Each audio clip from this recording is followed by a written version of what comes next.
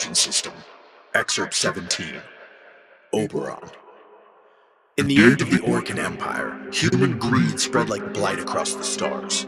The Golden Lords built lofty towers and dug deep into worlds, heedless of the wounds they carved into the Grey Mother. Greed and denial will seduce any destruction, even our own. We are blind to future consequence, casting our debts on those to come, warned the old Orcan proverb.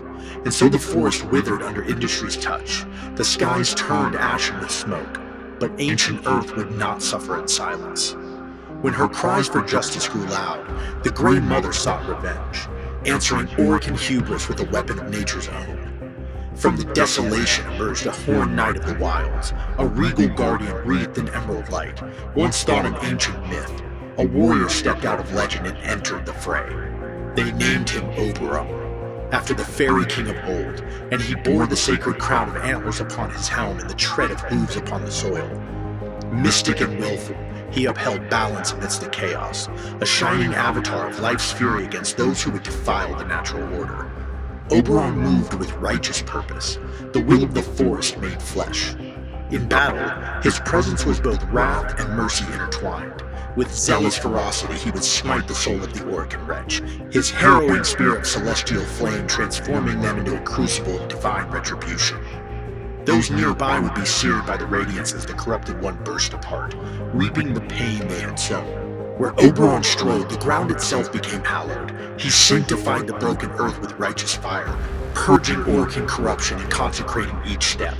Enemies who trespassed on that hallowed ground found only agony, their blighted touch burned away. And to the downtrodden, Oberon was a beacon of renewal. Healing waves of energy flowed out from him to rejuvenate.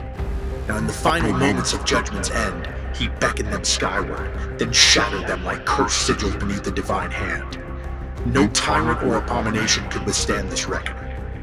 In every strike and every act of restoration, the paladin of nature balanced fury with mercy, upholding the sacred equilibrium of life.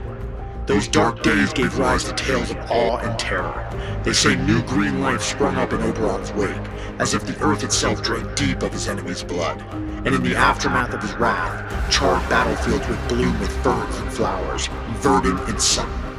The blood and bone of defilers became fresh soil, fertilizer for the rebirth of the wild. To the greedy and profane, he was the brutal thorn of Earth's vengeance, piercing the gushing ulcers of waste and industry. The Orcan whispered prayers of fear when traveling through dark forests, lest the forest king find them. In frightened hush they passed down the legend of how Oberon would rise from moss and shadow to punish those who poisoned the land. To the pure of heart, however, he was a savior. All of nature recognized its sovereign. As Lotus, the hidden guide of the Tenno, declared, "This is Oberon, the mystic, the willful. He is an adept and honorable warrior." The legend of Oberon was a promise that the balance of life would always be defended, even in the face of the darkest tyranny.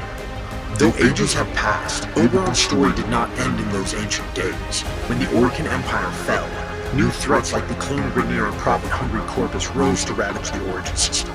But the memory of the Forest Guardian persisted. Now awakened from a long slumber, Oberon answers the call against the indifference, wielded by the Tenno, orphans, mystic warriors, to uphold the old vow. Standing vigilant wherever the natural order could be threatened, bringing hope to the oppressed. Once merely a myth, now a reality. Oberon promised vengeance and renewal. He is the wild's fury and its gentle guardian, whose legend will echo for as long as life may yet remain. Let none forget the oath carved in root and marrow.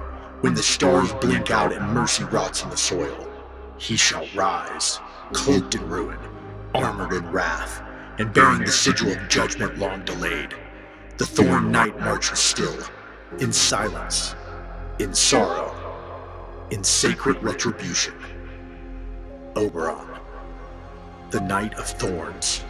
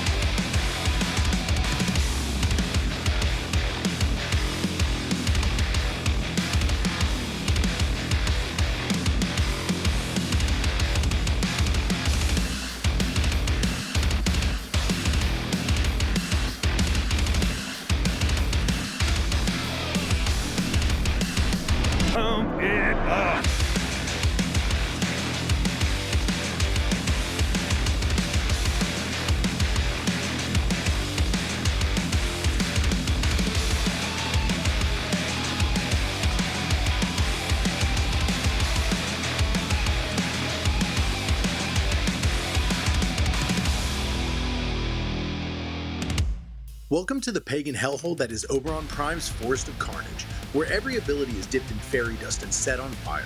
This isn't your yawn World of Warcraft paladin. This is the root-slinging Reaper of Regret, and we're about to tear the origin system up with a fresh one. This build, it's not for babysitters. It's for field medics with a god complex, healers who laugh in the face of mercy and piss righteous radiation on entire platoons. And with the right setup, you're going to be purging so hard, even the void will blush. We're rolling in with that full-on divine boot to the dick synergy, and baby, we're juicing everything. Abilities, arcanes, armpits, whatever it takes. So slap your mods on tight and drop the incense. We're diving into the Green Knight's butcher killing setup, starting with the abilities and how they all tie together like a sacrificial orgy in one of those creepy fairy books my wife loves to read. Ready? Let's go fist fight some goats. Abilities and synergies. Passive. Righteous Negation. The Holy Nut Check. Oberon's new passive isn't some lazy stat boost or polite slap on the This is divine insurance for the spiritually reckless. Now every time you scoop up a health orb, whether it's regular, Mama Dispensary's Empowered Special, or those sexy universal globs of goodness, you and your allies get blessed with up to 3 charges of Divine Nope, officially known as Righteous Negation. Now what does that mean exactly? Every incoming hit, blocked. Every would-be oopsie, denied. And for each blocked hit, you gain a brief burst of invulnerability, 0.25 seconds normally, and a chonky 0.5 seconds on that final, dramatic, slow-mo anime moment charge. Each ally gets their own individual charges, so it's not like you're handing out Costco samples. Everyone's running their own little Fey bodyguards. And when you're fully stacked, your Warframe gets surrounded by glowing spectral antlers like the ghost of a celestial elk that got tired of pacifism and decided to throw hands.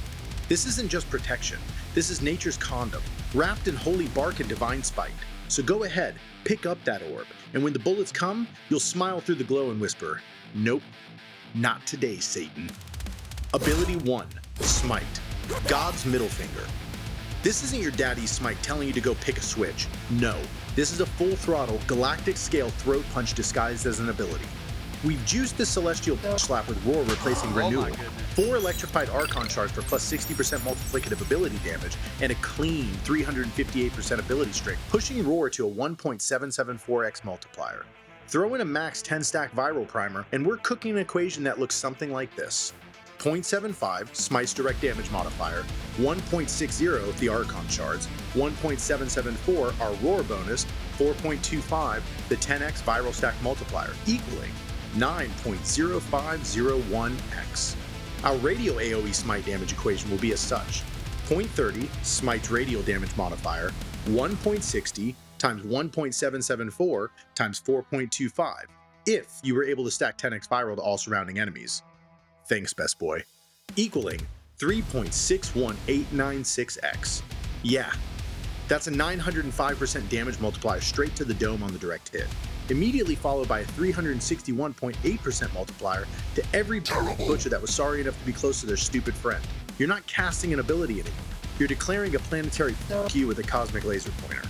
Everything in front of you, armor, overguard, evaporated. Now kneel before your paladin. Okay, dreamers, we're tossing it in fast and hard because this ability is doing all the heavy lifting, and you knew it was coming at some point, because what is a DemonPrince video without our iconic VIP, this ability fucks everything line? Conan the Barbarian type. Green Knight style, baby. Ability 2, Hallowed Ground, the Lawn of the Law. For the low cost of 50 energy and 1 righteous middle finger to corruption, Oberon slams down a sacred carpet of cosmic vengeance. You want purification? You want protection? You want a lawn so divine it makes a loon weep? Welcome to Hallowed Ground. This isn't some petty aura buff or dainty status cleanse. No, this is a 15-meter fern-sprouting hell field that lasts up to 20 seconds and tells every status effect in the origin system to choke on bark and die. Any enemy dumb enough to wander in gets 100 radiation damage with 100% status chance, every half a second. That's twice a second of pure, holy, radioactive, unconsensual enlightenment. Meanwhile, you and your fellow Demon Knights, fully cleansed, fully immune, fully invincible while standing in the leafy apocalypse. Need more? Drop 3 of these sacred zones like celestial crop circles and remake the battlefield in the image of nature's wrath. And yes, if you cast this in midair, Oberon dives from the heavens like the paladin of pissed off plants he is, smashing the ground like he's auditioning for Druidic WWE. And we get a bonus. Hallowed Ground makes Reckoning hit harder than a flaming holy freight train, and if you were running Renewal, which you're not because Roar supremacy, it would double that healing. But let's be real, This isn't healing. This isn't defense. This is sacred defilement. The floor is lava, but divine. And you're not stepping on grass, you're stepping on judgment. Ability 3, Renewal. Nah, we don't do that here. Healing? Buffs? We brought Roar. We ripped out Renewal like a kidney on the black market and replaced it with something that actually scales. Because Smite isn't stopping at 75% direct damage, baby. We're blasting past the gates of the Grey Mother. That's it. That's the note. Boom shakalaka, motherfucker. Ability 4, Reckoning. Divine trauma delivered daily. This is it. The judgment. The slam. The celestial you from the heavens. With Reckoning, Oberon channels the wrath of the void into a radiant suplex from orbit. Every enemy within 15 meters and in your line of wholly pissed off sight, lifted high like a sinner before the drop. And when they come down broken. We strip 60% of their armor baseline, and with our ability strength cracked out beyond 358%, we're ripping that armor off their bones completely. No lube, no warning, just pure paladin rage. Each radiation status stacked on a target adds bonus damage to the slam, and thanks to our hallowed ground synergy, we're layering that radiation like a bad skin condition. Contagious, constant, and violently effective. And we're not done. Because we're running Hallowed Reckoning, every hit drops radiant landmines that cook enemies over time and bless allies with armor. That's right, sacred turf warfare. Stand in it, get tanky, step off it, still good. We're generous like that. And the cherry on top? 50% chance to force health orbs. That means more righteous negation stacks, more few shields, and more sustainability than a tax-free doomsday bunker. This isn't crowd control, this is divine judgment. Hand-delivered by a space paladin built like the wrath of an angry god with arthritis. We don't lift them up for salvation, we lift them up just to watch them break. Now that we have burned through the abilities like an 8-ball at a New Orleans hipster dive bar, let's jump right into Archon Shards. Plug in, power up, burn everything. We're juicing this build with 4 Tau-Forged Violet Archon Shards, each dumping a filthy plus 15% ability damage on Electrified straight into our stat sheet. But Demon, why not radiation shards? I saw a few other creators and they said the only shard you should put on are radiation shards. Because high priority enemies, mother. You know, the monsters that actually matter, they f***ing laugh and radioactive. They don't care about confusion, they don't flinch, and they sure as hell don't shoot each other. But you know what they do respect? Raw, unfiltered electricity. Because unlike radiation, lightning don't discriminate, so we shock them hard.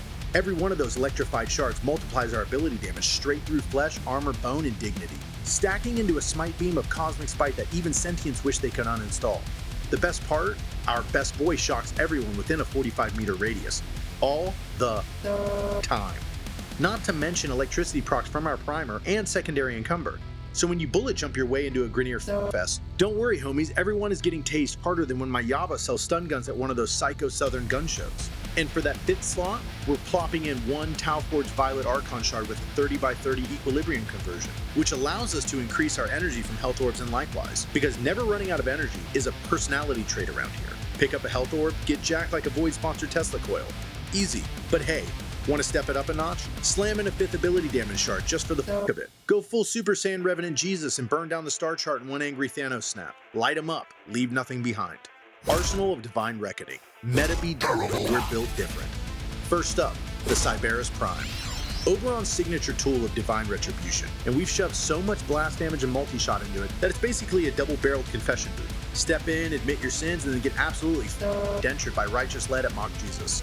But just in case you want to really scale those blast procs to Lua and back, here's an Acuity variant that scales the blast procs even farther. What you lose in multi-shot, you gain in unadulterated carnage in the form of massive, righteous blast damage. All praise the GOAT Cowboy. And the best part? It's not a meta weapon, which means every time you kill something with it, a Redditor remembers that they're an actual person who can get punched in the face. Enjoy that, you meta gooners. We're here for vengeance, not keyboard warrior debates. Then we've got the Kompressa Prime, our status-spewing anti-demolist exploding lube launcher of choice. Viral, corrosive, cold, status duration. Why? Because nothing says f you quite like freezing a demolisher mid-dash, proverbially whipping it out and soaking them in a geyser of exploding proc humiliation. They're not making it to the conduit. Hell, they're not making it to the floor. And finally, melee. Do whatever the f you want. We ran the dual Ichors for Blast, Toxin Magnetic, and Melee Vortex because it's fun, stupid, and looks like a Void Rave gone violently wrong. Don't forget to slot in Condition Overload though, or that weapon that you wanted to scale the Toxin procs with? Yeah, it won't do to those level cap enemies. This slot though, it's pure chaos. Bring a staff, bring claws, bring your bare hands and a dream. Oberon doesn't care. The battlefield is his pasture. Now, last but not least, we will touch upon a huge link in the proverbial chain: the Companion. Royalty in fur, fury, and mecha godhood. Bow down, peasants. The best boy returns, and he's been cloned like the fucking Orkin of old. We swapped Equilibrium Auto for Duplex Bond because one murder gremlin isn't enough. Spend enough energy in a shred session, and one magically becomes 4. And they kill everything. I'm talking level cap demolishers getting straight up a race like they owed him platinum and spoke during a cutscene. Now keep in mind that the clones don't use abilities. They don't prime targets. They don't support. There's only one objective on these automatons: absolute destruction. Now with Synergized Prospectus, he's hitting targets like a taser from a Vengeful Storm God, priming all our targets, proccing Archon Stretch, and activating our Archon Shards for Smite to blow out their O-ring. And with Duplex Bond, every kill from a clone gives us more energy. You're basically rolling with the Origin System royalty, and they are so selfish that they will steal your kills when you're trying to gasp for your last breath. But we won't hold that against the sickest of the companion lineup. Everything else is obsolete, because when the best boy is around, everything wears a toe tag, and he autographs the corpses. The best boy doesn't bark, he gives the void a body count.